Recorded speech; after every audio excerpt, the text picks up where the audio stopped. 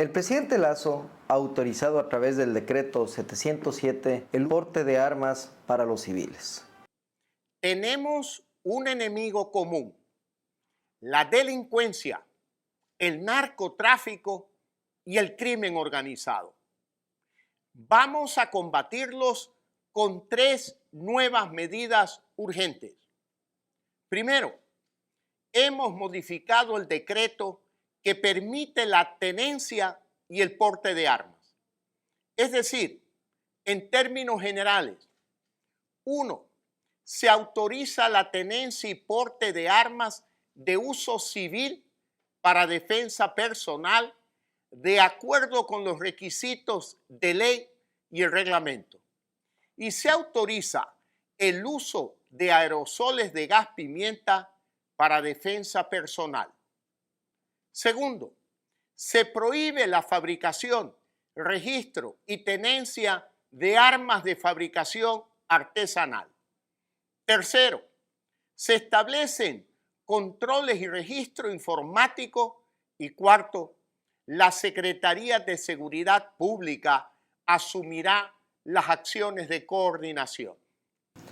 No podemos señalar si es que es una decisión política o una decisión estratégica consensuada con los organismos de seguridad del Estado. Sin embargo, el uso y el porte de armas tiene sus pros y sus contras. La disuasión, de hecho, habrá un sector, especialmente el productivo, el industrial, el empresarial, que tenga acceso a estos permisos y sobre todo a la adquisición de las armas. Hasta que eso sea normalizado y se establezca en dónde se pueden adquirir las armas, habrá que esperar. El apoyo a la fuerza pública. De hecho, mientras más ciudadanos estén comprometidos con la seguridad, obviamente protegidos por sus armas, tendremos una excelente relación entre la fuerza pública y estos ciudadanos. Contras. Si al momento la justicia ha sido severa con los militares y policías que han actuado empleando sus armas en contra de la delincuencia común, ni se diga cómo actuarán en contra de civiles cuando se tenga constancia o el juzgador aprecie otra cosa menos el uso de la fuerza de manera legítima. No todos tienen acceso al valor de las armas en el mercado. Aún no se conocen quiénes están autorizados a vender este tipo de armas. Por ende, no faltará la especulación. Mucho va a depender del buen uso que se le den a estas armas, si la decisión política realmente se lo hizo con fines operativos. Los ecuatorianos tenemos el derecho constitucional a vivir libres de violencia. Por otra parte, dentro del sistema interamericano de protección de derechos humanos, el principal garante de estos derechos es el Estado.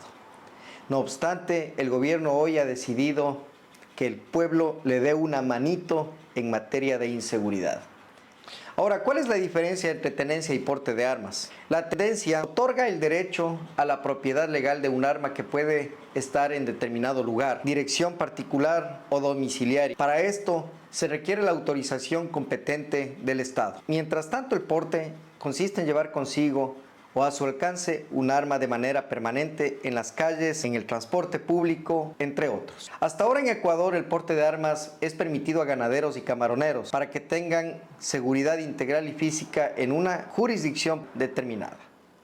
¿Saben cuáles son los requisitos para portar las armas? ¿Cree usted que se cumplirán estos requisitos frente a un panorama de corrupción en donde la mayoría de instituciones públicas ya sabemos de qué pata cojea?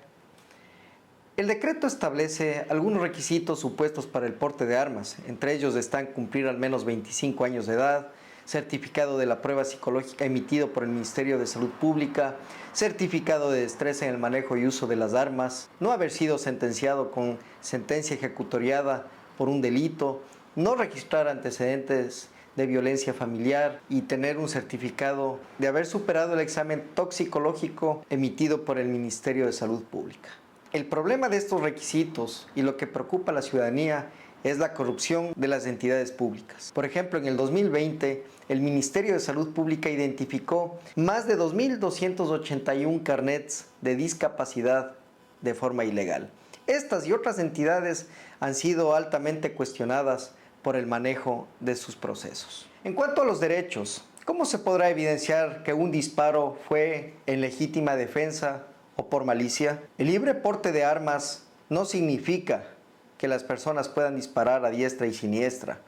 Quienes porten armas y las usen deben respetar la ley. El único caso en que podrían actuar es en una situación de legítima defensa. Para que la legítima defensa sea considerada como tal, tiene que cumplir algunos requisitos de acuerdo al artículo 33 del Código Integral Penal. Por ejemplo, debe existir una agresión actual que pueda comprobarse y una falta de provocación de quien se defiende.